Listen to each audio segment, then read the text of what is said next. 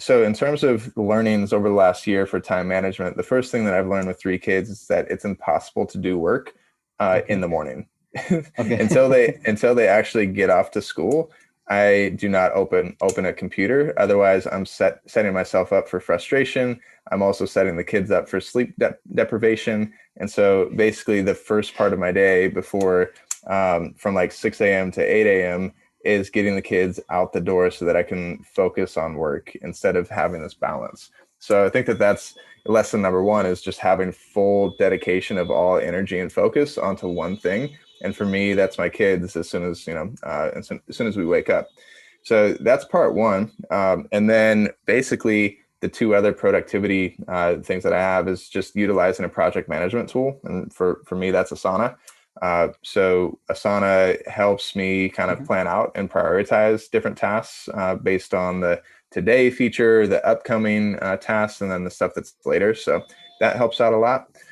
Using Google Calendar is another great way to just block out time to make sure that you get the things done that you need to get done, and Okay. limiting distractions in that regard. And then I'll give you a shout out too because your tool Mailman has been awesome from a limiting distraction standpoint. So the way that I structure and use Mailman is I have three deliveries throughout the day.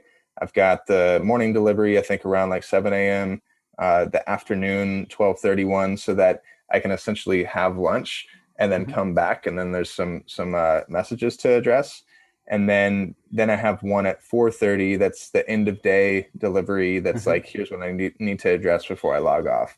So Mailman has been awesome from a distraction standpoint because I don't know if you have seen or heard the Social Dilemma documentary with basically just talking about how Yep. a lot of people are addicted to certain technologies, Yep. and I've found it funny that Tristan Harris, who I actually went to high school with, he was in Okay. my graduating class.